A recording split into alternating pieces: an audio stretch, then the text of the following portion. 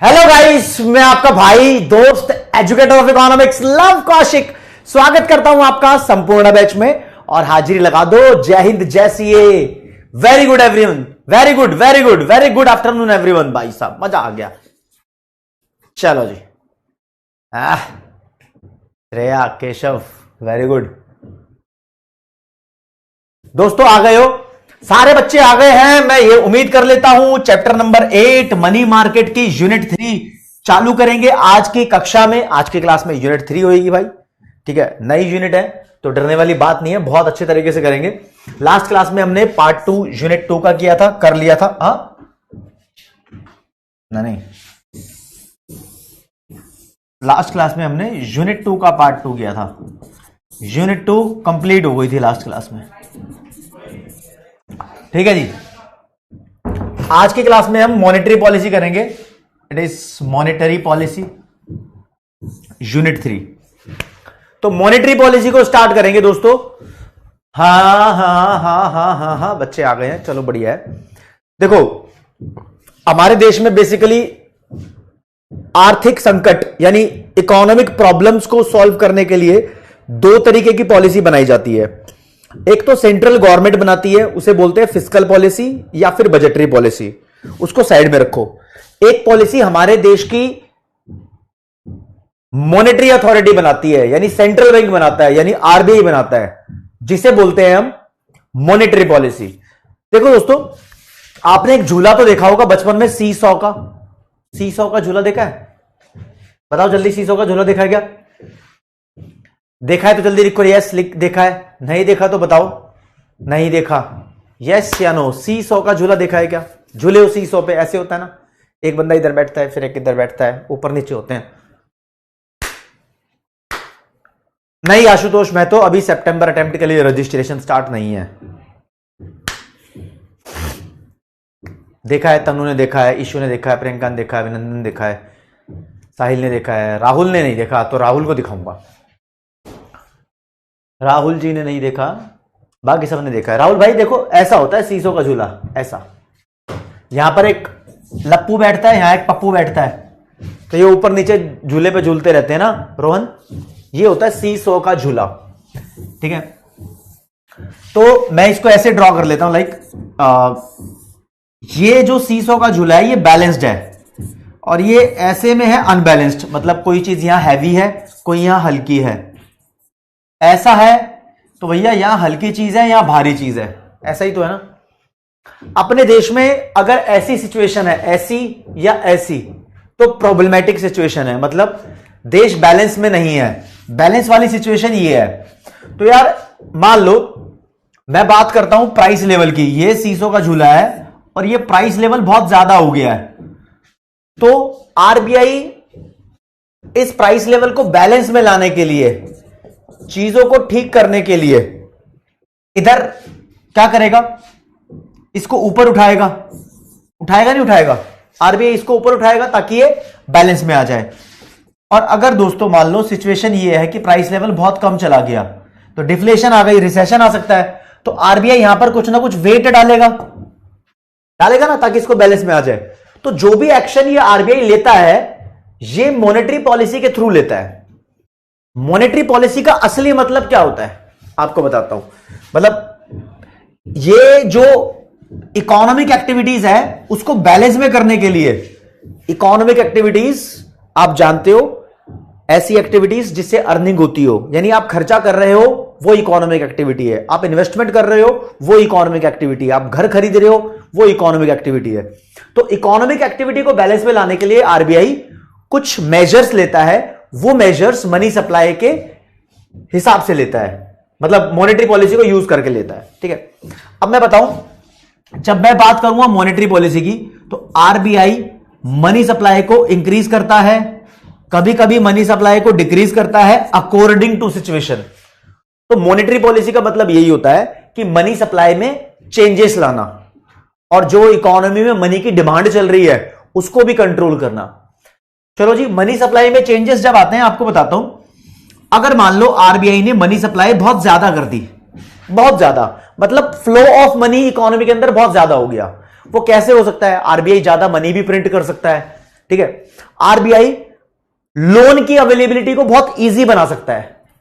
ठीक है, जब बहुत ज्यादा मनी इकोनॉमी में आ जाती है ना, जैसे मानो कि कोई ऐसी कॉमोडिटी है, कोई ऐसा सामान है जो बहुत ज्यादा अवेलेबल है, जो चीज बहुत बड़ी क्वांटिटी में अवेलेबल होती है उसकी वैल्यू कम हो जाती है, उसका रेट सस्ता हो जाता है मार्केट में। अगर मनी सप्लाई ज्यादा हो गई ना, तो मनी सप्लाई ज्यादा होने से ये जो लोन पे इंटरेस्ट रेट होता है ना, वो बहुत कम हो जाता है। एवरीवन इज प्रोवाइडिंग लोन, भाई सारे बैंक बोल रहे हैं लोन मुझसे लो, मुझसे लो, मुझसे लो, तो कंपटीशन में इंटरेस्ट रेट कम हो जाता है। तो आपको पॉइंट नंबर 1 सबसे बड़ा ध्यान रखना है, मनी सप्लाई और इंटरेस्ट रेट में नेगेटिव रिलेशन है। अगर आप मानो आरबीआई ने बोला कि हम इंटरेस्ट रेट गिरा रहे हैं, तो सीधा सीधा ये मान लेना आरबीआई मनी सप्लाई को बढ़ा रही है। ठीक है, लेकिन अगर मनी सप्लाई कम हो गई, आरबीआई ने बोला सभी बैंक्स को, या आरबीआई ने कुछ ऐसे मेजर्स लिए हैं कि जिससे मनी की सप्लाई पर कंट्रोल किया जा रहा है, लोगों को लोन देने पर रेस्ट्रिक्शंस लगाई जा रही हैं, लोन कम दिया जा रहा है, पैसे कम प्रिंट हो रहे हैं, मनी का फ्लो कम है देश में, तो इसका मतलब जिस चीज की कमी होती है उसका रेट बढ़ जाता है। होता है ना ऐसा, लाइफ में किसी की कमी हो तो उसकी वैल्यू बढ़ जाती है, और कोई चीज ज्यादा अवेलेबल हो रही हो तो उसकी वैल्यू कम हो जाती है। रिश्ते भी ऐसे होते हैं, लगता है जो तुम्हारे साथ डेली है, जो तुम्हारे चेप हो रहा है तो उसकी वैल्यू नहीं होती, और जो चेप नहीं हो रहा होता उसे पाने का मन करता है। चलो ये तो नॉर्मल लाइफ है। जिस चीज की मनी सप्लाई कम हो जाती है, जिस चीज की मतलब ओवरऑल देश के अंदर मनी का फ्लो कम हो गया, तो इंटरेस्ट रेट बढ़ जाता है। तो इतना आपको ध्यान में रखना है दोस्तों। तो आरबीआई मॉनेटरी पॉलिसी बनाता है, उसमें मनी सप्लाई को चेंज करता है, इंटरेस्ट रेट को चेंज करता है। इंटरेस्ट रेट अपने आप में, इंटरेस्ट रेट को बोलते हैं कॉस्ट ऑफ बोरोइंग, यानी उधार लेने की कॉस्ट। जैसे बिस्किट खरीदते हो तो उसके बदले पैसा देना पड़ता है आपको, ठीक है, ऐसे लोन लोगे तो उसके बदले आपको एक कॉस्ट पे करनी पड़ेगी, उसको इंटरेस्ट बोलते हैं, कॉस्ट ऑफ बोरोइंग है इंटरेस्ट, राइट। तो आरबीआई इन चीजों पर जब कंट्रोल बनाने की कोशिश करता है तो बोलते हैं आरबीआई मॉनेटरी पॉलिसी बना रहा है। बिल्कुल बना रहा है। तो आते हैं जी मीनिंग ऑफ मॉनेटरी पॉलिसी के बारे में बात करते हैं। देखो जी, यहां मुद्दे की बात लिखी है, monetary policy refers to use of monetary policy instruments. Monetary policy का मतलब है मॉनेटरी पॉलिसी के कुछ इंस्ट्रूमेंट्स का इस्तेमाल करना। वो इंस्ट्रूमेंट बाद में बताऊंगा, जैसे कि मैं नाम ले देता हूं थोड़े से, सीआरआर, एसएलआर, रिजर्व रेशो, बहुत सारे पॉलिसी रेट्स हैं जो बताऊंगा आपको मैं। उन सब का इस्तेमाल करके बाय द आरबीआई, मतलब by the central bank, central bank इन सब को इस्तेमाल करके देश में अवेलेबिलिटी ऑफ मनी को, और जो इसका कॉस्ट है यानी इंटरेस्ट है, अवेलेबिलिटी ऑफ मनी और इंटरेस्ट रेट को रेगुलेट करता है, मतलब कंट्रोल करता है। ठीक है, क्यों करता है वो ऐसा? उसका एक बेसिक गोल है, वो प्राइस को स्टेबल करना चाहता है। कैसे स्टेबल कर पाएगा ये भी मैं आपको सिखा देता हूं पहले, और देश में इकोनॉमिक ग्रोथ को बढ़ाना भी चाहता है। देखो जी, स्टेबिलिटी की बात कर लो, ये ऐसा कैसे कर पाएगा? मान लो देश में हद लेवल की इन्फ्लेशन हो रही है, अबे हाँ आ गया, देश में हद लेवल की इन्फ्लेशन है। इन्फ्लेशन मतलब प्राइस लेवल लगातार बढ़े जा रहा है, बढ़े जा रहा है, बढ़े जा रहा है। आरबीआई को अच्छा नहीं लग रहा, तो आरबीआई क्या करेगा इस केस में? आरबीआई बोल रहा है इन्फ्लेशन का सबसे बड़ा रीजन क्या होता है बताओ, इन्फ्लेशन क्यों आई, उस पर सोचता है आरबीआई। बाबा सामान इसलिए महंगा है क्योंकि तुमने उसकी डिमांड बढ़ाई है। अगर तुम डिमांड ना बढ़ाओ ना उसकी, तो उसके नखरे भी ना हो। डिमांड बढ़ा रहे हो इसलिए उसके नखरे हैं। तुमने गुड्स की डिमांड बढ़ाई है, दिवाली पे पटाखों की डिमांड बढ़ा दी है, 15 अगस्त पे पतंग की डिमांड बढ़ा दी है, तो वो महंगे ही होंगे। ठीक है, क्योंकि तुमने डिमांड, एग्रीगेट डिमांड देश में बढ़ा दी है, इस वजह से माल महंगा होता है। तो आरबीआई अटैक करेगा इस डिमांड पे, इस डिमांड पे अटैक करेगा। कैसे? आरबीआई कह रहा है डिमांड इसलिए ज्यादा हुई है क्योंकि लोगों की जेब में माल है, पैसा है। ठीक है, आरबीआई झट से यहां मनी सप्लाई को कम कर देता है। कैसे कम करता है? वो बहुत सारे तरीके होते हैं, वो मैं सिखाऊंगा, बताऊंगा आपको। मनी सप्लाई को कम कर देता है, और जब मनी सप्लाई कम होती है तो लोगों की जेब में पैसा कम बचता है, वो डिमांड कम कर देते हैं, तो अपने आप इन्फ्लेशन डाउन हो जाती है। इन्फ्लेशन के चक्कर में कोई पूछे आरबीआई क्या करता है, तो मनी सप्लाई को कम करता है। और इसके अपोजिट अगर डिफ्लेशन हो जाए, डिफ्लेशन यानी हर चीज का प्राइस कम होने लग जाए लगातार, तो डिफ्लेशन का रीजन क्या है राज्य? इसके कॉज के पीछे पढ़ो, ये क्यों हुई डिफ्लेशन? डिफ्लेशन इसलिए हुई क्योंकि ये ज्यादा अवेलेबल थी, लोगों को इसकी डिमांड नहीं थी, लोगों को इसकी डिमांड नहीं थी। जैसे कि कुछ लोग जिंदगी में ज्यादा अवेलेबल होते हैं तो कभी कभी आप लोग उनकी डिमांड नहीं करते हो, सबके साथ होता है ये, ठीक है? हाँ सूर्यपाल, तो बहुत ज्यादा अवेलेबिलिटी थी, लोग डिमांड नहीं कर रहे थे, तो कारण इसका पता लगाया कि लोग इसको परचेज नहीं, सामान परचेज नहीं करना चाहते, देश में डिमांड बहुत कम है, तो आरबीआई डिमांड पे अटैक करता है। आरबीआई बोलेगा बाबा तेरे को ठीक करने के लिए हम देश में मनी सप्लाई को बढ़वा देंगे, सबकी जेब में पैसा आ जाएगा, कैसे आएगा वो सिखाऊंगा। तो डिफ्लेशन के केस में मनी सप्लाई को बढ़ाया जाता है ताकि डिमांड बढ़ जाए और ये प्राइस लेवल वापस ठीक हो जाए। तो आरबीआई प्राइस लेवल को बैलेंस रखना चाहता है, ऐसे या ऐसे नहीं रखना चाहता, सीसो नहीं करना चाहता इसके साथ। तो मॉनेटरी पॉलिसी बनाता है आरबीआई इकोनॉमी में स्टेबिलिटी लाने के लिए, प्राइस में स्टेबिलिटी लाने के लिए और इकोनॉमिक ग्रोथ को प्रमोट करने के लिए। इस वाली यूनिट में आपको 3 आइटम पढ़ने हैं, तब यह यूनिट खत्म होगी, ठीक है?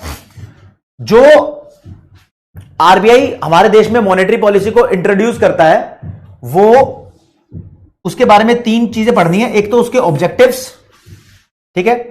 एक ट्रांसमिशन मैकेनिज्म आएगा, उसके अंदर बहुत 4 चैनल है, आपको पढ़ने बताऊंगा, और एक ऑपरेटिंग प्रोसीजर आएगा। ये 3 आइटम पढ़ने हैं और फिर चैप्टर खत्म होगा। आज की क्लास में चैप्टर नहीं खत्म होगा, मैं आपको आज ऑब्जेक्टिव करा दूंगा, ये 4 चैनल करा दूंगा, और ऑपरेटिंग प्रोसेस में बहुत सारे आइटम इस्तेमाल करते हैं, वो आज सिखा दूंगा। अगली क्लास में उनके यूजेस बता दूंगा, ठीक है? अच्छा चीकू, ठीक है। तो सबसे पहले ऑब्जेक्टिव पे आते हैं। देखो जो मॉनेटरी पॉलिसी के ऑब्जेक्टिव है ना, यहां लिख रहा हूं मॉनेटरी पॉलिसी के ऑब्जेक्टिव्स आपको 2 पार्ट में डिवाइडेड है। एक तो बेसिक ऑब्जेक्टिव करना है आपको उसका, जो पूरी दुनिया में सेम होता है। एक इंडिया के लिए स्पेशल है, इंडिया, चाइना, पाकिस्तान, ऐसे जो डेवलपिंग इकोनॉमीज हैं, इन कंट्रीज के लिए स्पेशल कुछ ऑब्जेक्टिव्स हैं। तो ये 4 ऑब्जेक्टिव देखने हैं आपको, इसके बारे में 4 पॉइंट, और ये सिंगल होता ही होता है, मतलब ये बेसिक ऑब्जेक्टिव है और ये 4 है। तो बेसिक ऑब्जेक्टिव क्या होता है, अभी थोड़ी देर पहले बताया था, इकोनॉमिक ग्रोथ और प्राइस की स्टेबिलिटी। ये बेसिक और प्राइमरी ऑब्जेक्टिव है, मतलब मेन ऑब्जेक्टिव यही है। बेसिक को आप प्यार से प्राइमरी बोल दो भाई, मॉड्यूल बुरा मान जाएगा, उसका वर्ड नहीं लिखा तो प्राइमरी, ठीक है? लेकिन इंडिया जैसी डेवलपिंग कंट्री के लिए, जो डेवलपिंग कंट्री लिख दिया ना, 4 ऑब्जेक्टिव होते हैं। बेसिक वाला तो आएगा ही आएगा इसमें। पहला, जो इकोनॉमिक ग्रोथ है वो मेंटेन रहे, सस्टेन रहे, ठीक है? हाँ ये तो पहले भी था, हाँ ठीक है, कोई नहीं। फिर जो प्रोडक्टिव सेक्टर्स हैं, यानी जो सेक्टर्स बहुत अच्छा काम कर रहे हैं, जीडीपी बढ़ा रहे हैं, बढ़िया प्रोडक्शन कर रहे हैं, तो उनके पास मनी की सप्लाई यानी फ्लो ऑफ क्रेडिट है ना, वो प्रॉपर एडिक्वेट क्वांटिटी में रहे, इस बात की गारंटी लेना। इंश्योर का मतलब होता है यकीन दिलाना। तो आरबीआई एक तो इकोनॉमिक ग्रोथ को बनाए रखना चाहता है और दूसरा यकीन दिलाता है कि जो अच्छा काम कर रहे हैं उनके पास तो फ्लो ऑफ क्रेडिट बना रहेगा, मतलब कम से कम उनका फ्लो खराब ना करे, ठीक है? तीसरा लिखा हुआ है सस्टेनिंग का मतलब maintaining a moderate structure of interest rate. Interest rate का एकदम बढ़िया, मॉडरेट का मतलब होता है स्टेबल, ना बहुत ज्यादा ना बहुत कम, एक बढ़िया स्ट्रक्चर ऑफ इंटरेस्ट रेट बनाए रखे टू एनकरेज इन्वेस्टमेंट, यानी ताकि लोग इन्वेस्ट करता रहें। देखो जब लोन पे इंटरेस्ट कम मिलेगा तब तुम ज्यादा पैसा उधार लोगे, जब ज्यादा उधार लोगे तो इन्वेस्ट भी करोगे और खर्चोगे भी, इसमें कोई डाउट नहीं है। लेकिन ज्यादा इंटरेस्ट रेट कम होना भी तो देश के लिए बुरा हो सकता है। तो मॉडरेट लेवल का ऐसा बनाए रखें कि लोगों को वो बहुत ज्यादा भी ना लगे और लोग लोन लेके अपना इन्वेस्टमेंट करते भी रहें, ठीक है? ठीक है। अगला, creation of efficient market for government securities. Government securities की जो मार्केट है इसमें ज्यादातर लोग इन्वॉल्व नहीं होते, तुम इन्वॉल्व हो इसमें। तुम्हारे पास गवर्नमेंट सिक्योरिटी पड़ी है क्या? नहीं पड़ी ना, मेरे पास भी नहीं पड़ी।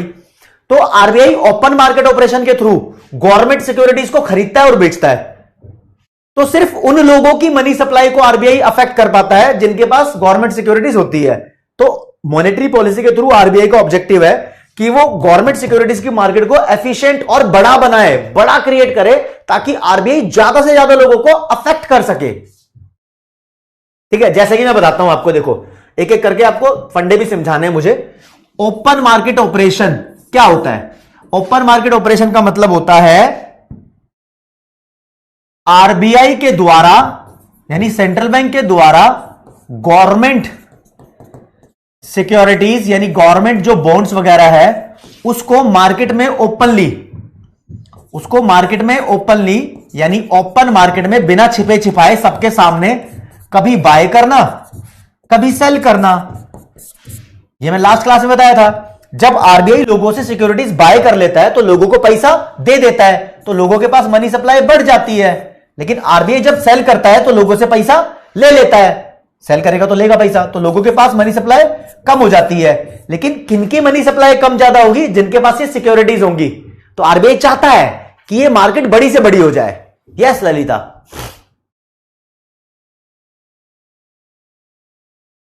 ओके रिपोर्ट है। तो यार दीज आर द ऑब्जेक्टिव्स अपना। मैंने बताया इस चैप्टर के अंदर 3 आइटम पढ़ने हैं, एक आइटम डन है। अब आएंगे मॉनेटरी पॉलिसी ट्रांसमिशन पे। ठीक है, ये ओके रिपोर्ट हो गया है यहां तक। और अब मैं आपके डाउट्स भी देख लूं कि बच्चों को डाउट तो नहीं है भाई। सर जी दूसरे देश की करेंसी ऊपर नीचे क्यों होती है? ये आज पढ़ाऊंगा प्रिंस गुप्ता, टेंशन मत लो। सर मनी सप्लाई डिक्रीज होगी तो इंटरेस्ट रेट इंक्रीज होगा ना? हाँ यही तो बोला मैंने भी, बिल्कुल सही है। ओके रिपोर्ट है। चलो जी चलो जी चलो जी चलो जी।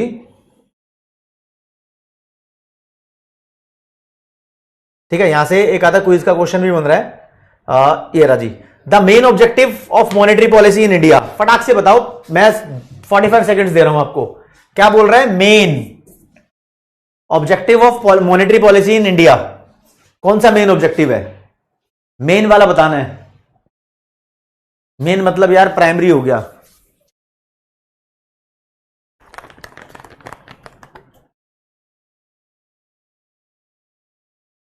हाँ Suryapal,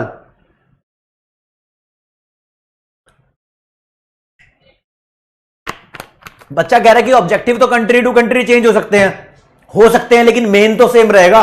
economic growth with price stability, starting में बताया था। इकोनॉमिक ग्रोथ भी होती रहे और प्राइस स्टेबल भी रहे, ये वाला ऑब्जेक्टिव है। ज्यादातर बच्चों की नहीं सुन रहा, पोल की कंप्लेंट मत करना, थोड़ा टाइम से चलेंगे। बिल्कुल, Samia, Pratyush, Surya, Chetan, Priya are the toppers of this question. अच्छा जी, एक और क्वेश्चन पूछू क्या आपसे?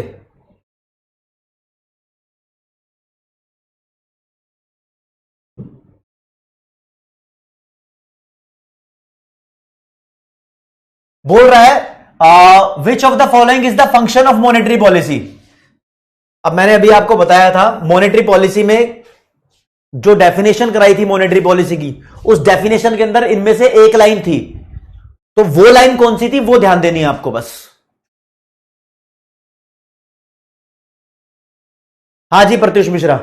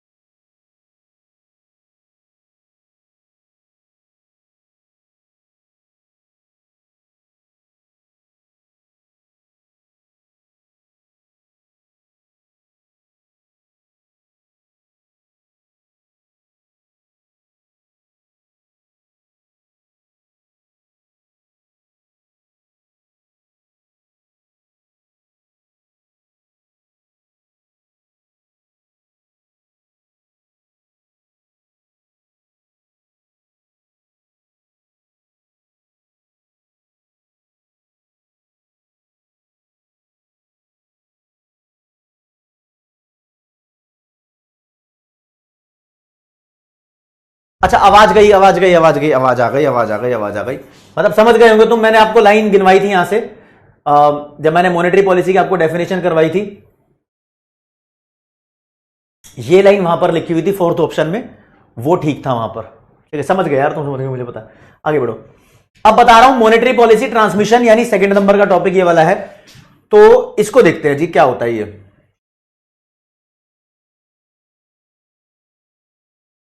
देखो जी, आरबीआई मनी सप्लाई में चेंज करता है, कोई ना कोई चेंज करता है, इंक्रीज करता है, डिक्रीज करता है, बिल्कुल करता है।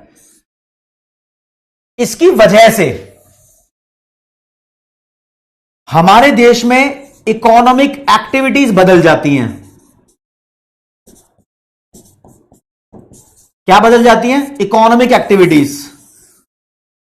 तो मनी सप्लाई के बदलने से इकोनॉमिक एक्टिविटीज का बदलना मॉनेटरी पॉलिसी का ट्रांसमिशन कहलाता है। यानी इस मॉनेटरी पॉलिसी ने फैलकर, ट्रांसमिट होकर कहां तक अपने रंग दिखाया है, कहां तक अपना इफेक्ट दिखाया है, समझ रहे हो?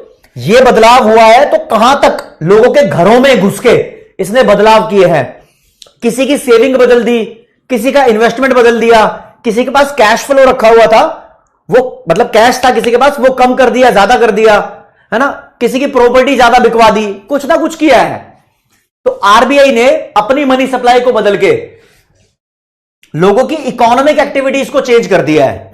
जैसे कि मैं बताता हूं यार, तुम बोलते हो ना मनी सप्लाई के बढ़ने से इंटरेस्ट रेट कम होता है, इस बात में कोई डाउट नहीं है। तो इंटरेस्ट रेट कम होने से लोग लोन ज्यादा ले सकते हैं। भाई सस्ते में मिल रहा है बैंकों से लोन, लोन ज्यादा ले लो, फिर लोग पैसा ज्यादा खर्चेंगे, स्पेंडिंग करेंगे ना, धड़ाधड़ धड़ाधड़ स्पेंडिंग करेंगे, तो इकोनॉमिक एक्टिविटी बढ़ गई, है ना? तो इसने तो मनी सप्लाई में चेंज किया, तो ट्रांसमिट होकर लोगों की इकोनॉमिक एक्टिविटी बदल जाती है। This process is called monetary policy transmission. ठीक है, तो ये मॉनेटरी पॉलिसी स्प्रेड हो गई, स्प्रेड लोगों तक फैल गई एक इंपैक्ट के रूप में। तो जो ये इंपैक्ट है, ये काफी सारे चैनल्स के थ्रू दिखाया जा सकता है। चैनल्स मतलब बहुत सारे वेज, काफी सारे वेज के थ्रू, तरीकों के थ्रू दिखाया जा सकता है। तो आपके कोर्स में 4 चैनल दिए हुए हैं, 4 चैनल दिए हुए हैं। ठीक है, ओके, 4 चैनल की बात करते हैं भाई। तो नंबर 1 पहले देख लेते हैं मॉनेटरी पॉलिसी ट्रांसमिशन के बारे में, चैनल तो बाद में बताऊंगा। The transmission of monetary policy describe how change made by RBI to its monetary policy. कह रहा है ट्रांसमिशन ऑफ मॉनेटरी पॉलिसी ये डिस्क्राइब करता है कि कैसे आरबीआई ने चेंज किया है अपना मॉनेटरी पॉलिसी सेटिंग में।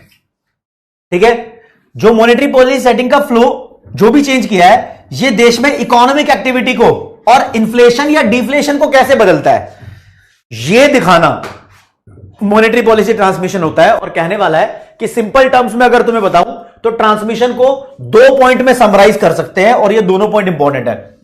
कहते हैं कि देखो, अगर मॉनेटरी पॉलिसी चेंज होगी तो इसकी वजह से इंटरेस्ट रेट बदलेगा। हां, मनी सप्लाई को इंक्रीज करोगे तो इंटरेस्ट रेट कम हो जाएगा, मनी सप्लाई को डिक्रीज करोगे तो इंटरेस्ट रेट बढ़ जाएगा, यानी मॉनेटरी पॉलिसी के बदलने से इंटरेस्ट रेट बढ़ेगा। Okay, changes to interest rate affect economic activity.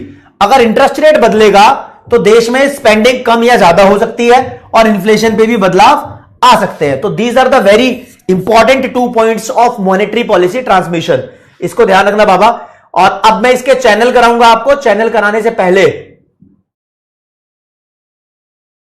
एक बार ये क्वेश्चन मॉनेटरी पॉलिसी ट्रांसमिशन का है, आपको अच्छा खासा टाइम दे रहा हूं इसके लिए, 2 मिनट, इतने मैं चला जाऊंगा। आया।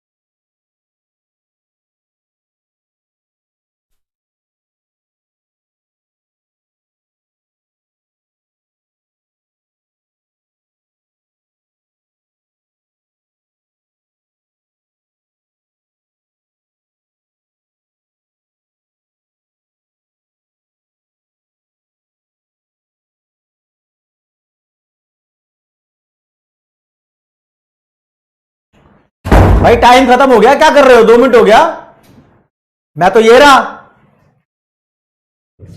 चलो जी दोस्तों, मॉनेटरी पॉलिसी ट्रांसमिशन मैकेनिज्म की डेफिनेशन पूछी है, तो ये बोलता है कि अभी मैं बता रहे वाला था कि आपको कि अलग अलग नेटवर्क या चैनल्स की वजह से, प्रोसेस की वजह से जो देश के अंदर प्राइस लेवल या फिर बहुत सारे इकोनॉमिक एक्टिविटीज को अफेक्ट किया जाता है, वो पूरा प्रोसेस मॉनेटरी पॉलिसी ट्रांसमिशन कहलाता है। यानी ये लाइन मैंने आपको पढ़ाई नहीं थी, लेकिन ये लाइन यहां लिखी थी।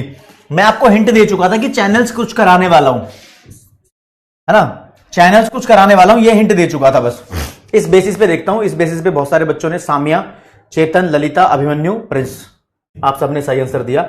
तो अब वो मौका आ गया है कि मैं आपको वो चैनल्स करा दूं। राजे 4 चैनल है, देखोगे आप, कंटेंट आपके लिए है। सेविंग और इन्वेस्टमेंट चैनल, ये चल रहा है 2 स्लाइड में। दूसरा है कैश फ्लो चैनल, तीसरा है asset price and wealth channel, और चौथा है एक्सचेंज रेट चैनल। मैं आपको ये अपनी भाषा में समझाऊंगा, आपको सिर्फ रीड करना है बाद में। पहला सेविंग इन्वेस्टमेंट चैनल, तो इसका मतलब यह है कि आरबीआई मनी सप्लाई या फिर इंटरेस्ट रेट में बदलाव लाकर हमारी सेविंग्स और हमारी इन्वेस्टमेंट जैसी इकोनॉमिक एक्टिविटीज को कैसे बदल देगा। तो इंटरेस्ट रेट की बात करनी है, थोड़ी डेप्थ में बात कर रखी है। सज्जाद भाई सोशल मीडिया चैनल की बात नहीं कर रहे यार, ठीक है।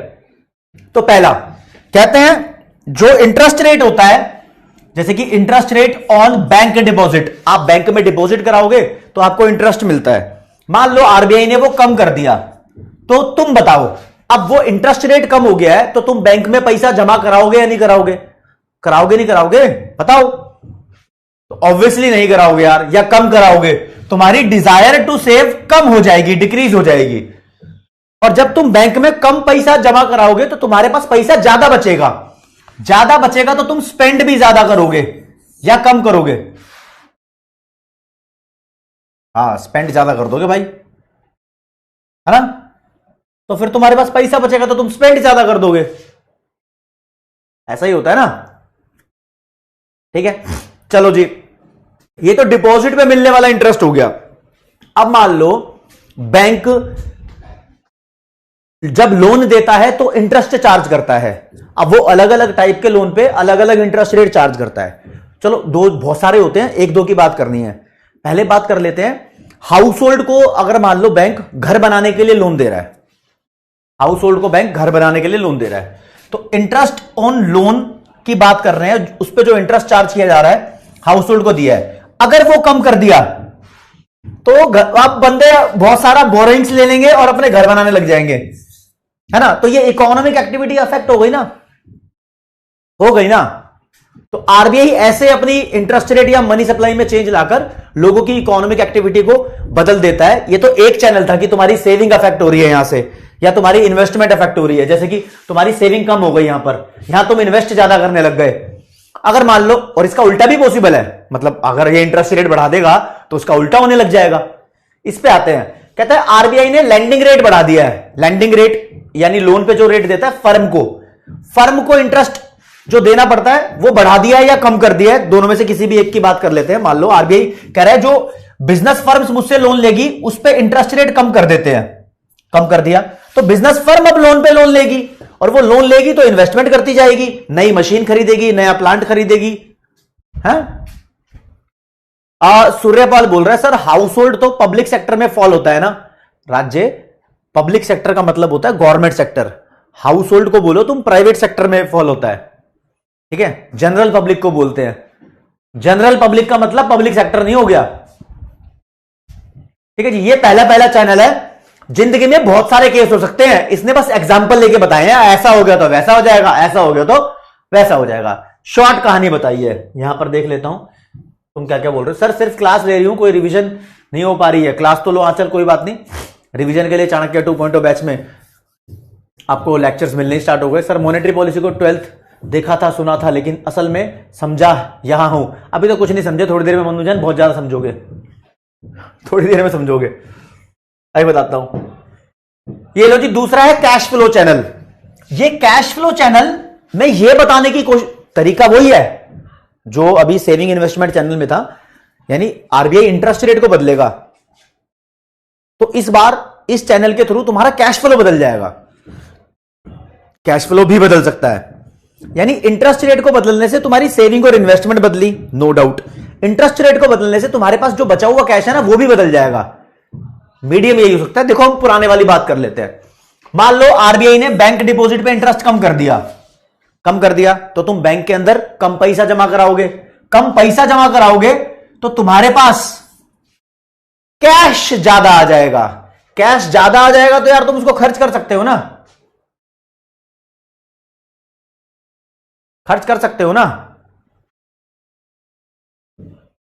कैश ज्यादा आने का मतलब कैश फ्लो है। ओके, आ जाओ। मान लो लैंडिंग रेट की बात करते हैं, लोन पे जो इंटरेस्ट रेट चार्ज करता है बैंक उसकी बात करते हैं। किसी को भी दे रहा हूं, मान लो इसमें कोई भी बैंक भी आ गया, हाउस होल्ड भी आ गया, सब है। तो इसका इंपैक्ट क्या होगा, यहां देखो। अगर इंटरेस्ट रेट कम कर देगा लोन पे तो amount of interest that you have to pay fall हो जाएगा। इसका मतलब यही है ना कि भैया तुमने बैंक से 1 लाख रुपया लोन लिया है और जो उस पर इंटरेस्ट देना है आपको, बैंक ने बोल दिया कम लेंगे, तो आपको अमाउंट ऑफ इंटरेस्ट कम देना पड़ेगा ना। ठीक है, इसका मतलब तुम्हारे पास इस इंटरेस्ट के कम होने की वजह से कुछ कैश फालतू बच जाएगा, तो कैश फ्लो बढ़ गया ना। और फिर कैश फ्लो बढ़ गया तो तुम अपनी स्पेंडिंग भी बढ़ा दोगे, हो जाएगा ऐसा ही। तो कैश विद पीपल जो है वही कैश फ्लो है। अच्छा, मैंने रिड्यूस का साइन लगाया कैश विद पीपल पे। इंटरेस्ट ऑन डिपॉजिट कम होगा तो तुम कैश फ्लो बढ़ा दोगे, हां यही होगा।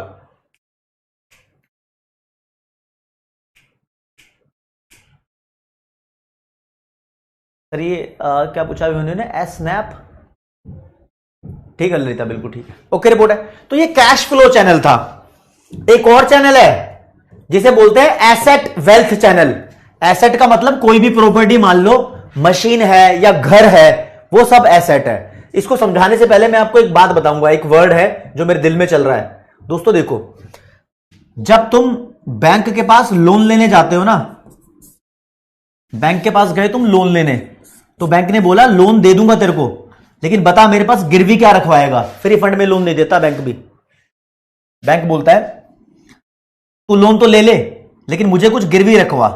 जैसे कि मान लो तुमने अपने घर के कागजात गिरवी रखवा दिए, हाउस के कागजात, प्रॉपर्टी के कागजात, 1 करोड़ का घर है तुम्हारा, तो बैंक ने ये अपने पास रख लिया, कागज रख लिए हैं, और बैंक बोल रहा है इसके बदले मैं तुझे 90 लाख का लोन दे दूंगा।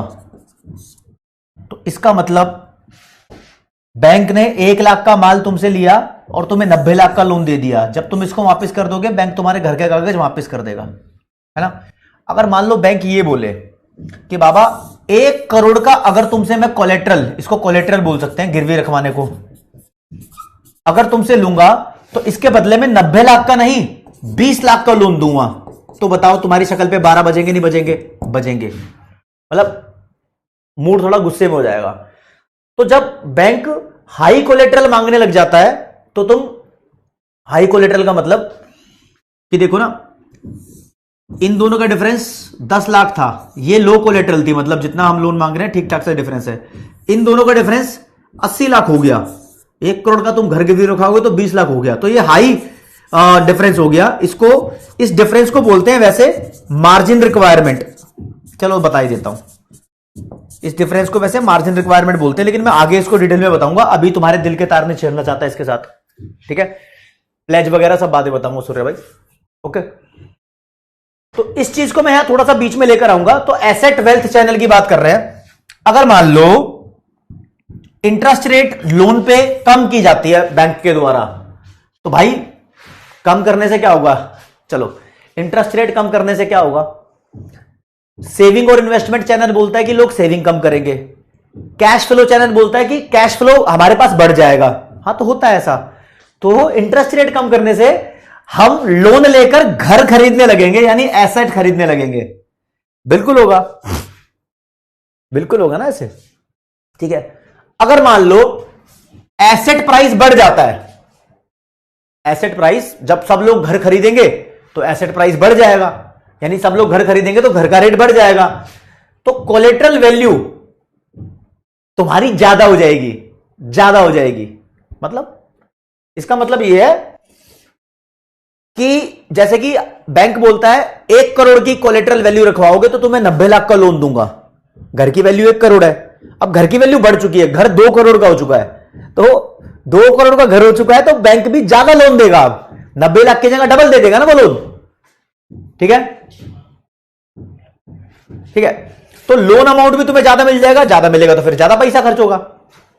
अगर एसेट प्राइस बढ़ गया तो उसका एक इंपैक्ट हो रहा है कि तुम्हारी वेल्थ बढ़ी हो गई, इसकी बात कर रहे हैं। एसेट प्राइस बढ़ने के 2 इंपैक्ट है कि तुम्हारी वेल्थ बढ़ी हो गई, तुम्हारे घर की वैल्यू बढ़ गई तो तुम्हारी प्रॉपर्टी बढ़ गई। तो बस यही कह रहा है कि इंटरेस्ट रेट के कम होने से तुम पैसा ज्यादा आता है, घर ज्यादा खरीदते हो, घर की वैल्यू बढ़ जाती है, मतलब कोलेटरल वैल्यू बढ़ गई, बैंक से लोन ज्यादा ले सकते हो, और घर की वैल्यू बढ़ गई तो तुम ये भी मान सकते हो तुम्हारी प्रॉपर्टी की वैल्यू बढ़ गई है। दैट्स इट, इतना ही चल रहा है भाई। फालतू के चैनल, मेरी नजर में ये फालतू के चैनल है, ये कुछ जनरल एक्टिविटीज हैं उसको लिखा हुआ है। ठीक है, कोलेक्टर को कनेक्शन कह सकते हैं क्या? कोई कनेक्शन मत कहो भाई इसको। गवर्नमेंट सिक्योरिटीज मतलब गवर्नमेंट के बॉन्ड है, ठीक है, जिसको इश्यू करके मार्केट में गवर्नमेंट पैसा कमाती है, मतलब लेती है। मेरी जिंदगी ने 26 अल्फाबेट सिखाए, दिल अटका 2 शब्दों पे, और फिर क्या, हम उसके पीछे और वो हमारे सीए। अच्छा ठीक है जी। 4th वाला चैनल है exchange rate channel. Exchange rate channel समझाने से पहले मैं आपको एक्सचेंज रेट का मतलब समझाता हूं। देखो जी, आप पहले एक्सचेंज रेट का मतलब समझो। जब जब कहीं एक्सचेंज रेट लिखा होगा आप उसका मतलब मान के चलोगे ये फॉरेन एक्सचेंज रेट की बात हो रही है। फॉरेन एक्सचेंज रेट, जैसे कि मान लो 84 रुपीस का डॉलर आ रहा है एक, तो आप ऐसे लिख सकते हो 84:1, ये एक्सचेंज रेट है, समझे। अगर मान लो एक्सचेंज रेट इंक्रीज हो गया, इंक्रीज होकर मान लो 84 की जगह 90 रुपए का एक डॉलर आ रहा है, तो एक्सचेंज रेट इंक्रीज होने से जिंदगी पर इंपैक्ट क्या आता है आप ये देखो पहले तो। चलो जी, एक्सचेंज रेट इंक्रीज हो गया मतलब हमारे पैसों की वैल्यू बेइज्जती हो गई यार। 84 का एक डॉलर आ रहा था, अब 90 का एक डॉलर आने लग गया, रुपये की बेइज्जती हो गई, है ना।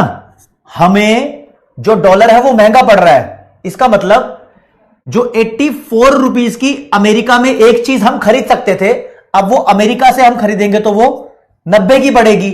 हमें फॉरेन गुड्स महंगी पड़ने लगी हैं। जो फॉरेन गुड्स है ना वो हमारे लिए कॉस्टली हो गई हैं, एक्सपेंसिव हो गई हैं, तो हम विदेशों से गुड्स कम खरीदेंगे। अगर आप विदेशों से गुड्स कम खरीदोगे तो विदेशों से खरीदा हुआ माल इंपोर्ट कहलाता है, इंपोर्ट कम हो जाएंगे, और इंपोर्ट भी एक इकोनॉमिक एक्टिविटी है। ठीक है,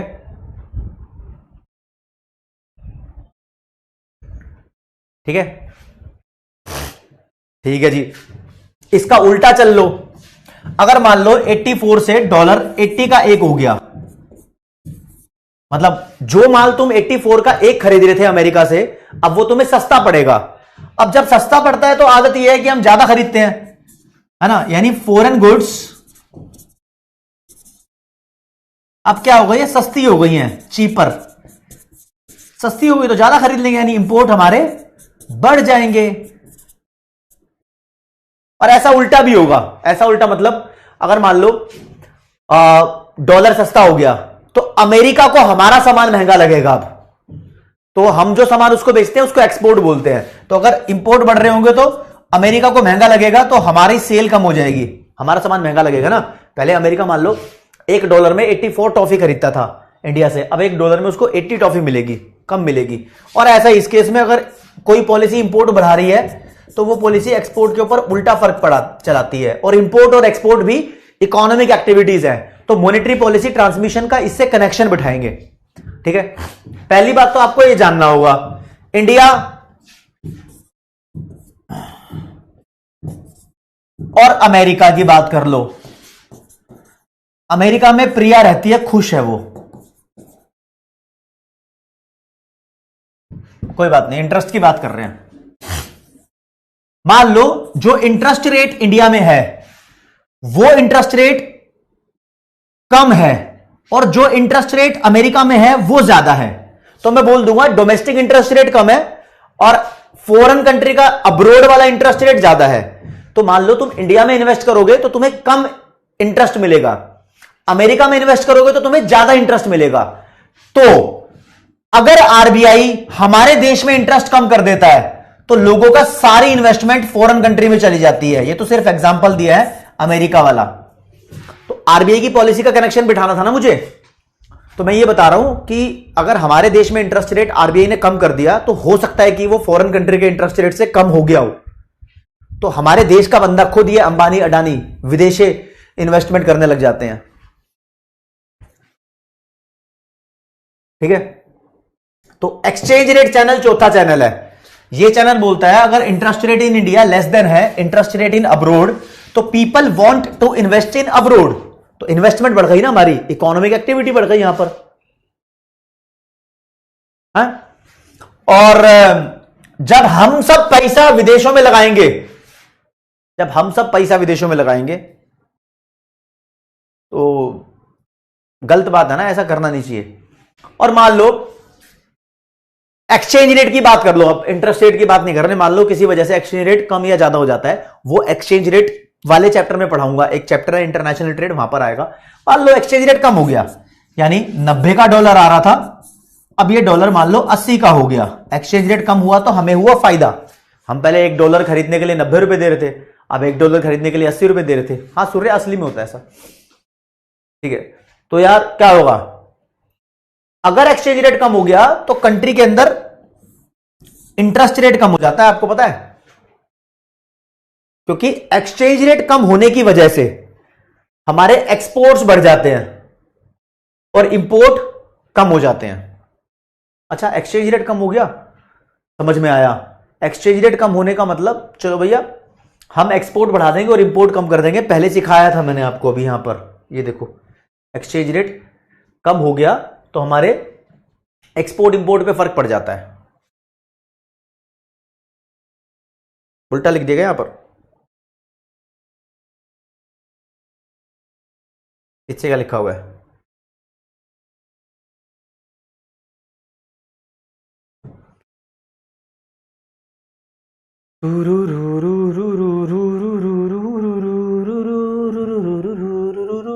उल्टा हो गया, कोई नहीं कोई नहीं, कुछ तो फर्क होता है, तुम भी जानते हो एक्सपोर्ट और इंपोर्ट। अच्छा सही तो लिखा था, रंग अलग था यार, सही लिखा था। ठीक है, और पीछे भी सही लिखा ना, हाँ एक्सपोर्ट बढ़ जाएंगे और इंपोर्ट, देखो let me explain this concept, तो मैं ढंग से एक्सप्लेन करता हूं। एक्सचेंज रेट यानी फॉरेन एक्सचेंज रेट कम हो गया, इसकी बात कर लेते हैं। मान लो यार 84 का डॉलर आ रहा है और किसी वजह से ये कम होके 80 का एक हो गया, 80 का 1 हो गया। ठीक है, तो दिस इज एक्सचेंज रेट का फॉल होना। ठीक है, अगर एक्सचेंज रेट कम हो गया तो इसका मतलब जो 84 रुपए की एक यूनिट अमेरिका में मिलती थी, अब आपको 80 रुपए की 1 मिलेगी। तो अमेरिका से हम ज्यादा माल खरीदेंगे, सस्ता हो गया अमेरिकन माल भाई, इंपोर्ट बढ़ गया। ठीक है, और अमेरिकन को हमारा माल महंगा लगेगा तो हमारा एक्सपोर्ट कम हो जाएगा। ठीक है ना, यही तो बता रहा था। हाँ, इंपोर्ट बढ़ेगा और एक्सपोर्ट कम हो जाएगा, तो यहां उल्टा ही लिखा है यार, ये इधर उधर लिख दिया ना, एक्सपोर्ट कम होएगा और इंपोर्ट बढ़ेगा। हाँ, तो ये कुछ ना कुछ इकोनॉमिक एक्टिविटी अफेक्ट होती है। एक्सचेंज रेट कम होगा तो देश के अंदर इंटरेस्ट रेट कम होगा, making foreign goods more expensive, जिससे ये इंपैक्ट निकलेगा एक। ठीक है, मोए मोए कुछ नहीं हुआ, प्रत्युष क्लैरिटी दे रहा था, कोई नहीं करते का भारद्वाज, यहां भी तो सिखा रहे हैं। तो ये 4 चैनल दिए हुए हैं भाई, ये 4 चैनल की एक बार छोटी छोटी डिटेल्स है आपके सामने लिखी हुई है।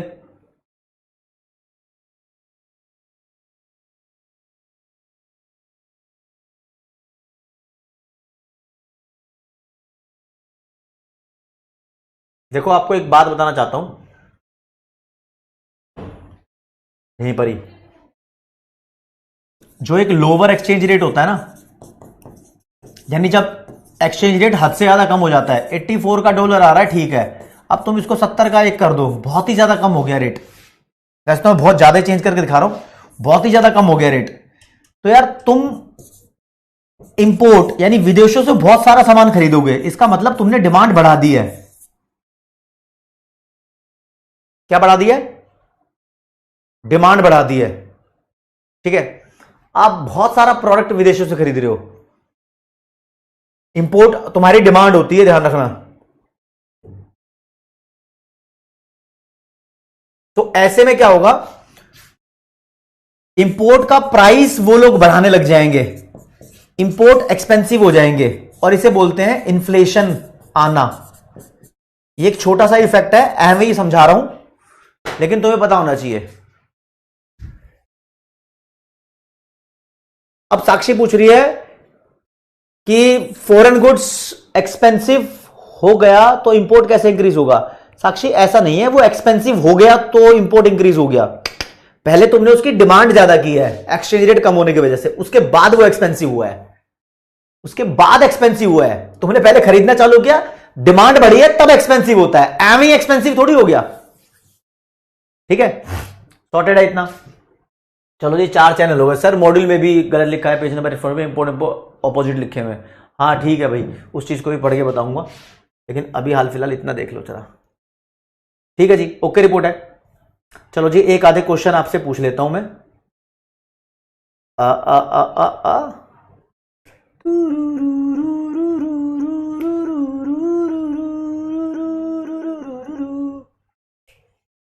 मैंने करा रखा है आपको शायद ये क्वेश्चन। ठीक है, money market instrument enable centralize short term borrowing and lending through sale purchase operations in. नहीं, ये नहीं कराया अभी, कराऊंगा भाई, दो आंसर मत देना भाई कोई अभी। हाँ जी, ये बताओ जरा, ये वाला क्वेश्चन तुम्हारे सामने है और दे रहा हूं तुम्हें 2 मिनट, टेंशन मत लो।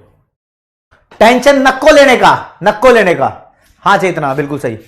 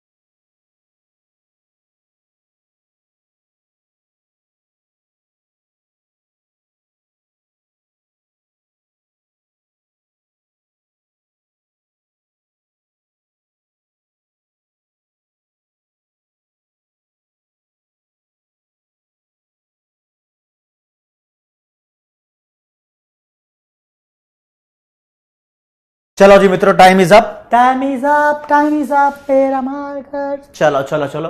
Open market operation, instrument of monetary policy which involve buying and selling of government securities. Government securities को खरीदने और बेचने को बोलते हैं ओपन मार्केट ऑपरेशन। बहुत आसान था, कोई दिक्कत वाली बात नहीं है, इजी था ना भैया, इजी था भैया, कोई दिक्कत नहीं है। प्रत्युष मिश्रा, चेतन, नंदिनी, ललिताबेन एंड प्रिया। दोस्तों इसके साथ ही, ठीक है, इसके साथ ही आपको आपको आपको एक क्वेश्चन मैं पूछना चाहूंगा, एक क्वेश्चन ये पूछना चाहूंगा। मैं आपको देता हूं यहां पर CRR की वैल्यू 5%, SLR की वैल्यू 15%, और एक मैंने आपको ऐसे ही इनिशियल डिपॉजिट दे दिया, मान लो 10,000। तो मैं आपसे पूछता हूं टोटल क्रेडिट क्रिएशन कितना हुआ। इसका ऑप्शन नहीं दूंगा, आप कैलकुलेट करके सारे बच्चे कमेंट करेंगे, कमेंट करेंगे राज्य इसके लिए।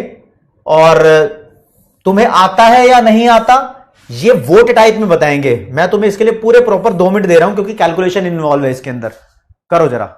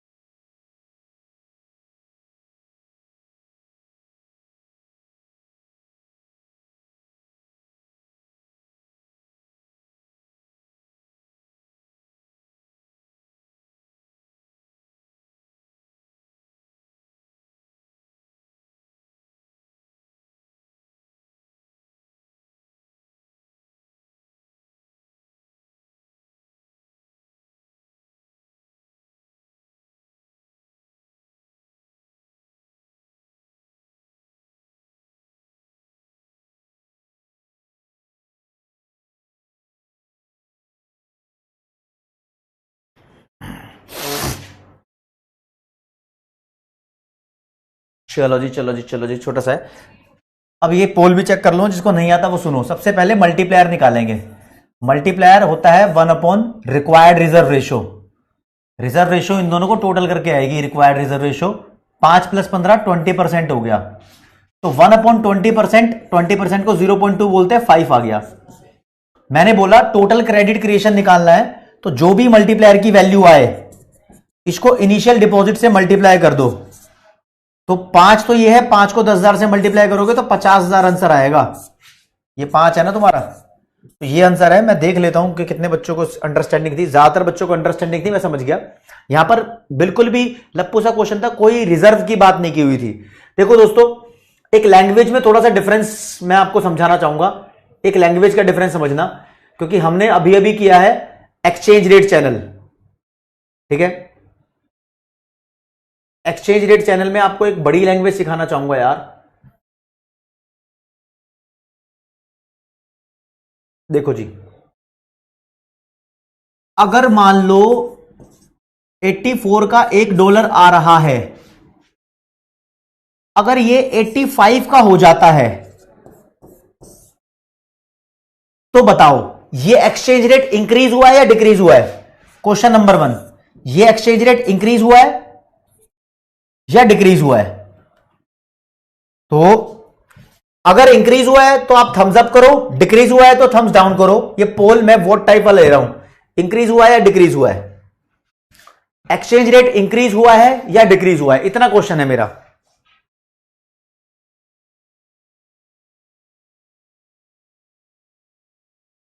देखते हैं कितने बच्चे पोल में इस बात को फॉलो करते हैं।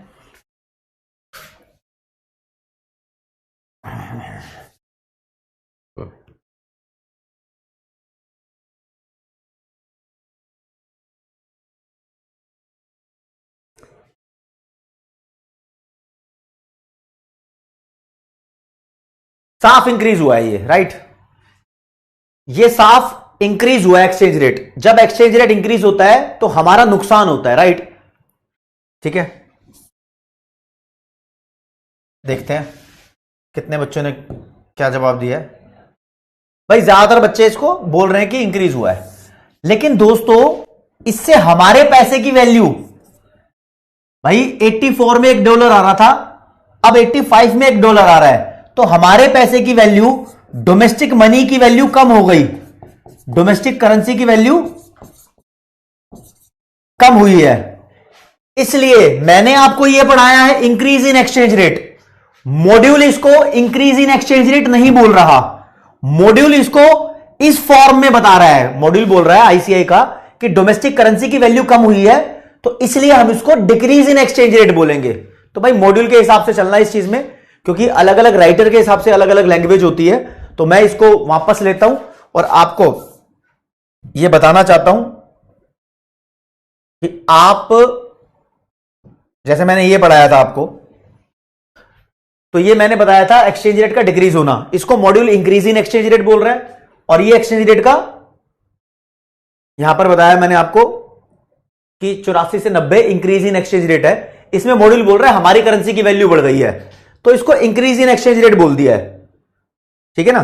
तो आप उस हिसाब से इसको कर सकते हो, कोई दिक्कत नहीं है, ठीक है। तो जब मैंने यहां बोला था डिक्रीज इन एक्सचेंज रेट, तो इसका मतलब क्या हुआ, इसका मतलब 90 से $80 का हो गया, ये नहीं हुआ। इसका मतलब हुआ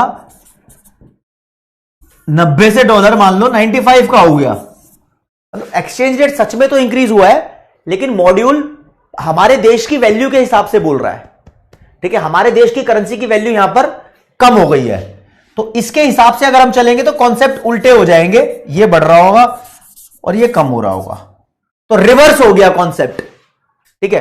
प्रॉब्लम नहीं आनी चाहिए, ठीक है। तो बिल्कुल सही चेतन भाई, ये क्या है ना कि लैंग्वेज का डिफरेंस होता है, वो लैंग्वेज तुम्हारी सेट होनी चाहिए, मॉड्यूल के हिसाब से लैंग्वेज सेट होनी चाहिए। मॉड्यूल यहां पर बिल्कुल भी गलत नहीं है, सही है, ठीक है, लेकिन अलग अलग राइटर की अलग अलग लैंग्वेज होती है, तो ये अंडरस्टैंडिंग आपके पास होनी चाहिए थी, ठीक है। अब आ जाओ जी भयंकर लेवल की इकोनॉमिक्स, आपको बताना चाहता हूं, ये सब चैनल हो गए हैं, क्लास होने के बाद एक बारी प्लीज इनको रीड कर लेना एक बारी।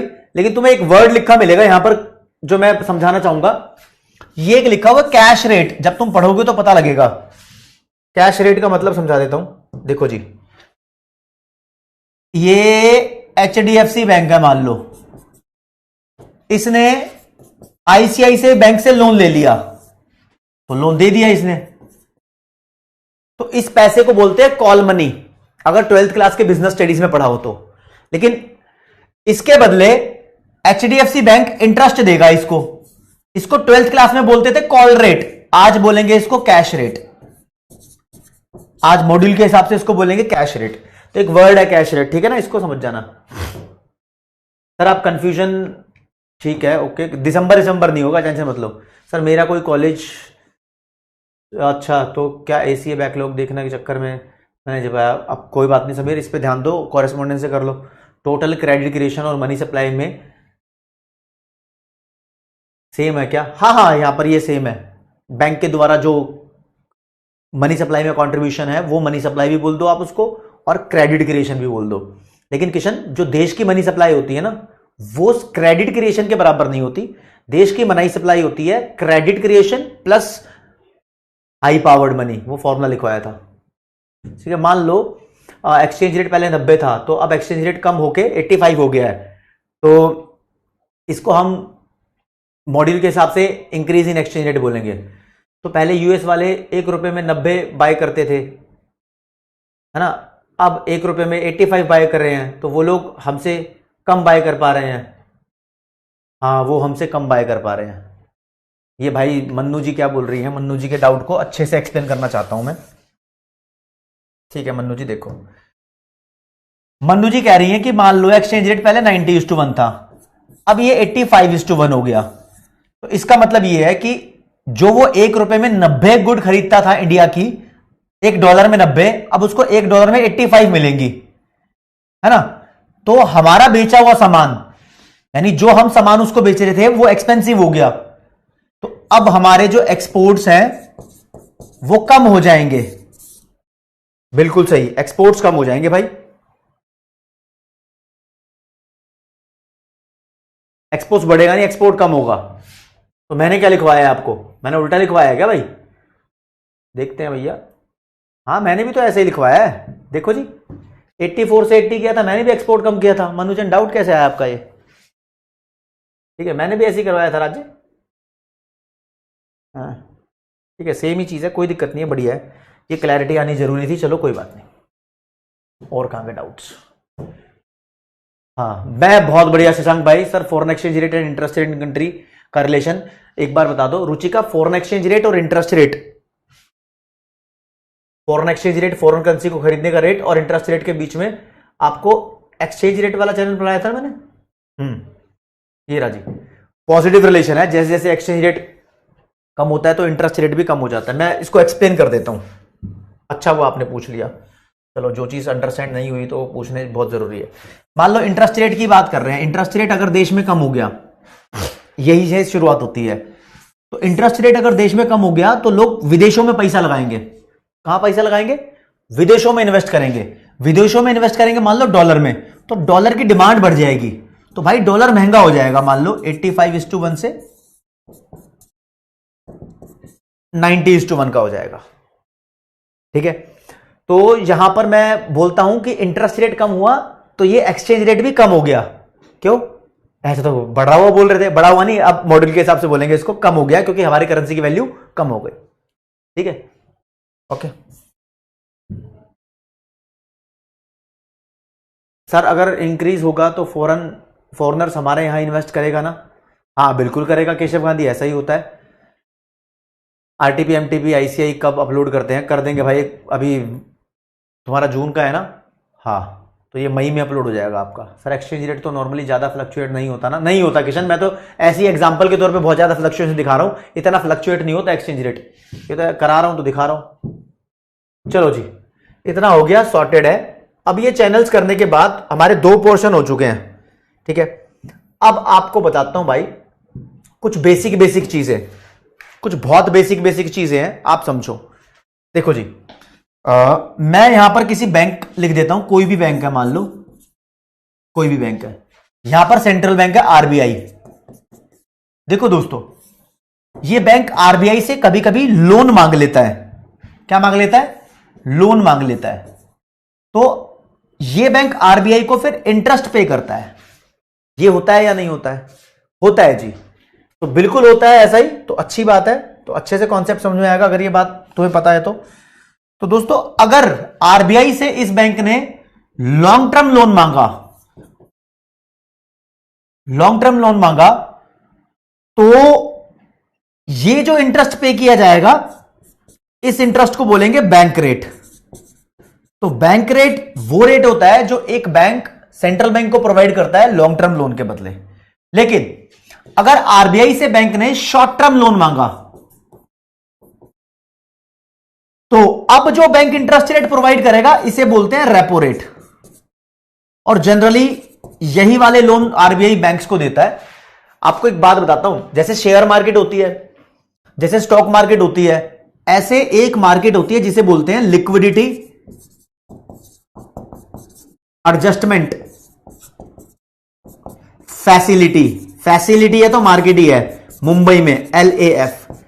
यहां पे बहुत सारे कमर्शियल बैंक्स को और दूसरे भी प्राइमरी लैंडर्स हैं, उन सबको आरबीआई अलाउ करता है मंडे टू फ्राइडे।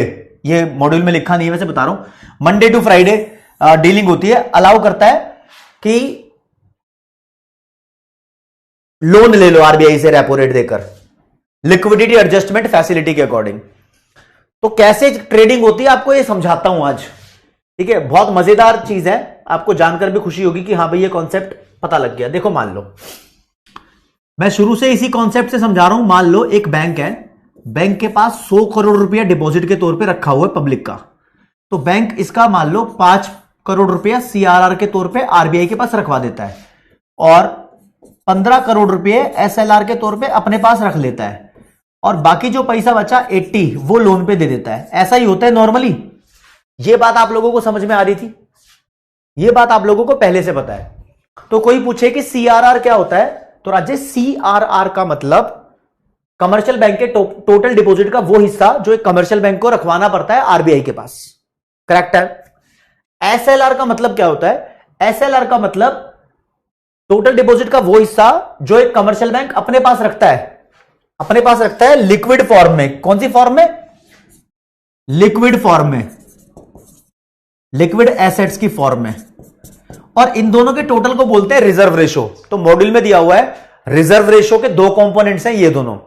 अब इसके अंदर की बात सुनोगे तो बहुत बड़े बड़े तार खुलेंगे, अंदर की बात सुनोगे तो बहुत बड़े बड़े तार खुल जाएंगे, दिमाग बोलेगा ओहो ओहो ओहो और पढ़ाओ, ऐसी बातें आएंगी। पता कैसे? देखो अब जो ये एसएलआर है इसके अंदर की बात कर लो भैया। ये कौन सा लिक्विड एसेट होता है? तो अलाउड होता है बैंक को कि तू अपने पास कैश भी रख सकता है, गोल्ड भी रख सकता है और गवर्नमेंट की सिक्योरिटीज भी रख सकता है। क्या रख सकता है? गवर्नमेंट की सिक्योरिटीज, तीनों रख सकता है। मान लो 15 करोड़ रुपया रखना था, 5 करोड़ कैश है, 5 करोड़ गोल्ड है, 5 करोड़ गवर्नमेंट की सिक्योरिटीज है, कोई दिक्कत नहीं है, कोई दिक्कत नहीं है। यही चलता है ना, यही चलता है।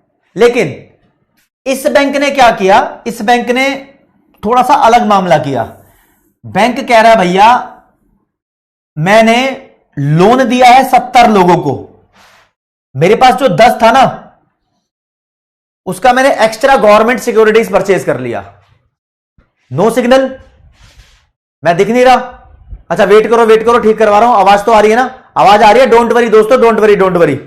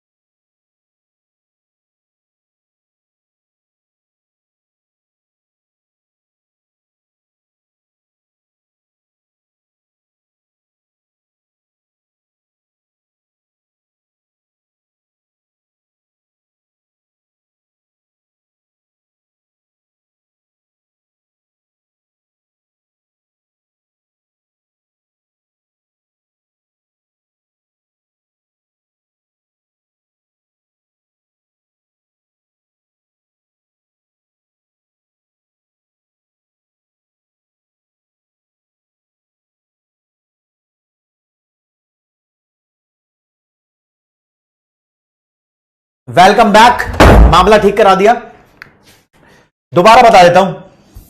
देखो जी 100 करोड़ बैंक में डिपॉजिट है, 5 का सीआरआर, 15 का एसएलआर, बैंक को 80 देना होता है लोन पे। मान लो 80 रुपया लोन पे उसने नहीं दिया, 70 दे दिया, भाई उसकी मर्जी है, उसकी मर्जी है वो तो, ठीक है। तो जो 10 रुपए एक्स्ट्रा है उसकी गवर्नमेंट सिक्योरिटीज खरीद ली, पहले 5 थे, 10 और, तो 15 की गवर्नमेंट सिक्योरिटीज हो गई ना, हो गई। अब मैं तुम्हें मुंबई की मार्केट बताता हूं, लिक्विडिटी एडजस्टमेंट फैसिलिटी, वहां मंडे टू फ्राइडे ट्रेडिंग होती है। ये मान लो बैंक है एचडीएफसी, जिसकी स्टोरी बता रहा हूं, ये आरबीआई है। एचडीएफसी आरबीआई को बोल सकता है मेरे पास 10 करोड़ की एक्स्ट्रा गवर्नमेंट सिक्योरिटीज है, ये तू ले ले। जी सैक बोल दिया इसको, गवर्नमेंट सिक्योरिटीज को जी सैक, गवर्नमेंट सिक्योरिटीज। तो आरबीआई बोलेगा मैं क्या करूं, कहेगा भाई मेरे को लोन दे। हां, आरबीआई मना नहीं कर सकता, ये ऐसी फैसिलिटी है। तो आरबीआई को लोन देना पड़ेगा एचडीएफसी बैंक को, क्योंकि इसके पास एक्सेस में गवर्नमेंट सिक्योरिटी रखी हुई है भाई, समझे भैया? मस्त तरीका है। चलो जी, ये बात तो ठीक है, इतनी इकोनॉमिक्स तो पता थी। तो दोस्तों इसको है ना, जो ये लोन देगा आरबीआई इसको, एचडीएफसी को, तो एचडीएफसी को भी इसके बीच में इंटरेस्ट रेट देना पड़ेगा। ये इंटरेस्ट रेट रेपो रेट कहलाता है। और बस आपको यह पता होनी चाहिए कि जब एचडीएफसी बैंक ये लोन का पैसा वापस कर देगा तो आरबीआई इसको इसकी सिक्योरिटी वापस कर देगा। तो ऐसा कहते हैं रेपो रेट के चक्कर में सिक्योरिटीज को रीपर्चेज करना पड़ता है जब लोन कंप्लीट हो जाए। तो यह वर्ड सिखाना था मुझे आपको, रीपर्चेज। रेपो रेट में एक तरीके का रीपर्चेज एग्रीमेंट होता है, समझे? इतनी डेप्थ कभी नहीं सीखी होगी तुमने इकोनॉमिक्स में, समझे? रीपर्चेज रेट, रेपो रेट के पीछे पढ़ा हूं मैं, रिवर्स रेपो रेट पे नहीं आया हूं भाई, ध्यान देना जरा। अब इसका अंदर का मामला और सुनो, इसको सबको भूल जाओ, अंदर के मामले की और बात करो। मान लो जी,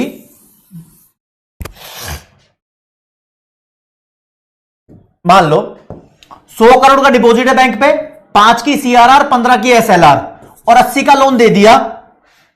और जो 15 की एसएलआर है वो कैश में 5 रखा हुआ है, गोल्ड में 5 रखा हुआ है और गवर्नमेंट सिक्योरिटीज भी 5 रखी हुई है। लेकिन अब भी इस बैंक को प्रॉब्लम है, अब भी इस बैंक को प्रॉब्लम है। ये बैंक किसी प्रॉब्लम में फंस गया है, कैश क्राइसिस में फंस गया है। कहां फंस गया है? कैश क्राइसिस में फंस गया है। तो ये बैंक अब क्या, मान लो इस बैंक का नाम एचडीएफसी रख दिया है थोड़ी देर के लिए, ये बैंक आरबीआई से लोन मांग सकता है? आरबीआई इसको मना कर देगा, कहेगा मैं तेरे को लोन तब दूंगा जब तेरे पास गवर्नमेंट सिक्योरिटीज फालतू रखी होती है।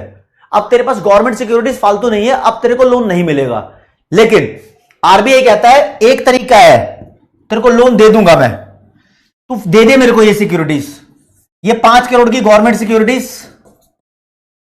दे देता है। लेकिन आरबीआई कहता है कि अब जो लोन दूंगा ना मैं, इसके बदले जो तेरे से इंटरेस्ट रेट चार्ज करूंगा ये बहुत हाई होगा, ये पेनल्टी लगा हुआ इंटरेस्ट रेट होगा, ये पीनल रेट होगा भाई, इतना बड़ा इंटरेस्ट रेट होगा कि तेरे को तेरी गलती का एहसास होगा। और आरबीआई कहता है शुक्र मना कि मैं तेरे को लोन दे रहा हूं। ये लोन देने के चक्कर में आरबीआई खुद को बोलता है lender of last resort, lender of last resort. तो दोस्तों लेंडर ऑफ लास्ट रिजोर्ट का मतलब होता है अड़ी फंसी में, मुसीबत में, इसकी औकात नहीं थी लोन लेने की, लेकिन आरबीआई ने इसको फिर भी लोन दे दिया, चल तेरे पास गवर्नमेंट सिक्योरिटीज पड़ी थी इसलिए लोन दे रहा हूं, विदाउट सिक्योरिटीज नहीं दूंगा। तो पेनल्टी लगाएगा, कहता मान ले तेरे को नॉर्मल रेपो रेट में मैं 2% का इंटरेस्ट चार्ज कर रहा था, लेकिन यहां 3% का चार्ज करूंगा। कहां? यहां 3% का करूंगा, थोड़ा एक्स्ट्रा पेनल्टी लगाऊंगा। पीनल रेट बोल दो, पेनल्टी रेट बोल दो, कुछ भी बोल दो भाई, लूंगा भाई, एक्स्ट्रा लूंगा। आरबीआई बड़ी चालाक रकम है, ठीक है, समझ रहे हो? और इस वाली जो स्कीम है, ये वाली,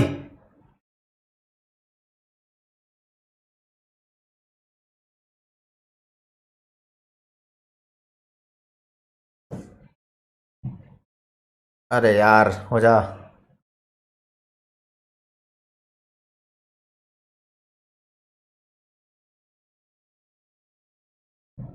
अरे हो गया। इस वाली स्कीम को स्पेशली मार्जिनल स्टैंडिंग फैसिलिटी बोलते हैं, एमएसएफ। ये आधे घंटे के लिए ओपन होती है, मंडे टू सैटरडे शाम को 7 बजे से 7:30 बजे तक। ये बुक में नहीं लिखा। और यहां पर कभी इस बैंक को लोन लेना हो तो उसकी भी खास बात होती है, वो कम से कम 1 करोड़ रुपया लेगा और 1 करोड़ के मल्टीपल में ही आरबीआई यहां लोन देता है। 1 करोड़, 2 करोड़, 3 करोड़, 4 करोड़, 5 करोड़ ऐसे देता है। अगर आपको 2.5 करोड़ चाहिए तो 2.5 करोड़ नहीं देगा।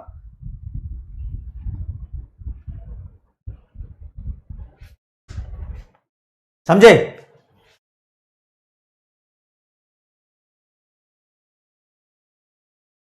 ओके रिपोर्ट है जी।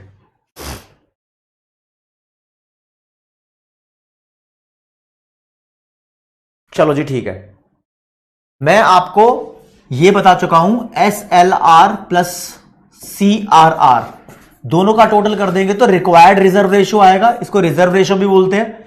जब शॉर्ट टर्म लोन पर आरबीआई इंटरेस्ट चार्ज करता है बैंक से तो उसे रेपो रेट बोलते हैं, यह भी बता चुका हूं। जब लॉन्ग टर्म लोन पर आरबीआई इंटरेस्ट रेट चार्ज करेगा बैंक से, उसे बैंक रेट बोलते हैं। तो आपको 1, 2, 3, 4, 5 आइटम में पढ़ा चुका हूं। अब छठे आइटम की बात करते हैं। ठीक है, छठा आइटम। कभी कभी यार ऐसा भी होता है कि मान लो ये रहा बैंक, ये रहा आरबीआई। बैंक कह रहा है मेरे पास सर फालतू पैसा पड़ा है, मेरे से लोग लोन नहीं ले रहे, फालतू पैसा पड़ा है। ठीक है, तो मैं तेरे पास क्या डिपॉजिट करा सकता हूं? आरबीआई कहेगा मोस्ट वेलकम, डिपॉजिट करा दे। तो भैया आरबीआई उसका डिपॉजिट ले लेता है और आरबीआई बदले में एक इंटरेस्ट रेट प्रोवाइड करता है। This interest rate is called reverse repo rate. Reverse क्यों बोला है? क्योंकि इस बार यह इंटरेस्ट आरबीआई के द्वारा दिया गया है ना। यह रिवर्स रेपो रेट नया आइटम मैंने आपको पहले नहीं बताया था। और कुछ और लाइंस आएंगी भाई, जैसे कि एक लाइन आएगी मोरल सुएशन। सुएशन का मतलब जानते हो क्या होता है? प्रेशर होता है।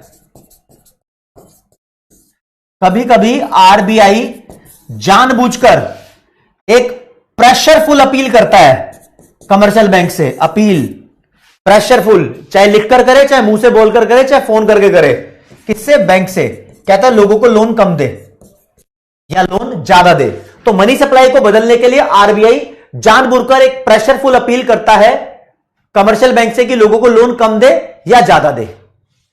ठीक है, रियाबुलाटी मार्जिनल स्टैंडिंग फैसिलिटी एमएसएफ है, जिसके अंदर RBI lender of the last resort बनता है, यानी मजबूरी में किसी कमर्शियल बैंक को लोन प्रोवाइड कर देता है।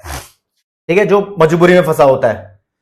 ठीक है जी, दिस इज मोरल सुएशन। दोबारा बता देता हूं, जबरदस्ती प्रेशर क्रिएट करके किसी को लोन देना, किसी को जबरदस्ती प्रेशर क्रिएट करके बैंक को फोर्स करना कि तू लोन ज्यादा दे दे। कभी कभी ऐसा बोलना, कभी कभी ऐसा बोलना कि लोन कम दे।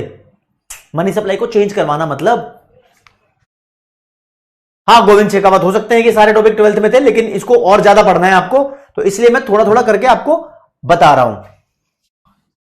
चलो जी, आपको पता ही है मार्जिनल रिक्वायरमेंट क्या होता है। जब आप बैंक में लोन लेने जाते हो तो बैंक आपको बोलता है भाई कुछ ना कुछ गिरवी रखवा, कोलेट्रल की कोई ना कोई वैल्यू तो होगी, गिरवी रखवा। तब बैंक आपको लोन देता है। जैसे कि मान लो किसी बंदे ने 100 करोड़ का घर का कागज गिरवी रखवाया और बैंक ने उसको 70 करोड़ का लोन दे दिया, तो जो इनका डिफरेंस है 30, this is called marginal requirement. तो कोलेट्रल वैल्यू और लोन अमाउंट के बीच का difference is called marginal requirement. अगर ये मार्जिनल रिक्वायरमेंट ज्यादा हो गई तो लोग लोन नहीं लेंगे। यानी 100 करोड़ का तुम का प्रॉपर्टी का कागज रखवाओगे, बैंक बोलेगा 10 का लोन दूंगा, तो मतलब डिफरेंस बहुत ज्यादा हो गया, तो लोग लोन नहीं लेंगे और देश में मनी सप्लाई कम हो जाती है। ठीक है जी, ओके। तो ये छोटे मोटे कॉन्सेप्ट्स हैं, ये मॉनेटरी पॉलिसी के इंस्ट्रूमेंट है। एक्चुअली क्या है, इस पूरे चैप्टर के अंदर आपको 3 बातें पढ़नी थी। ठीक है, 3 पॉइंट पढ़ने थे इस पूरे चैप्टर में मेनली। एक तो मॉनेटरी पॉलिसी के ऑब्जेक्टिव्स, जो सबसे पहले हो गए, बहुत छोटा पोर्शन था। फिर ट्रांसमिशन के 4 चैनल थे, वो पढ़ लिए। अब ऑपरेटिंग प्रोसेस के अंदर मैं आपको पढ़ाऊंगा CRR, SLR, ये सब कैसे कलेक्टिवली देश में मनी सप्लाई को बदलते हैं। ठीक है, तो इसके लिए मैंने आपको छोटे छोटे कॉन्सेप्ट पढ़ाए हैं, आप रिलेट कर पा रहे हो या नहीं कर पा रहे हो इससे फर्क नहीं पड़ता, अगली क्लास में उसको क्रैक डाउन करेंगे, डोंट वरी एट ऑल।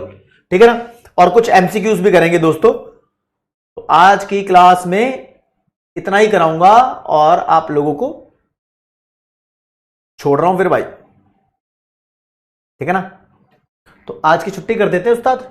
ठीक है, तो एक बारी मैं आपको दिखा देता हूं।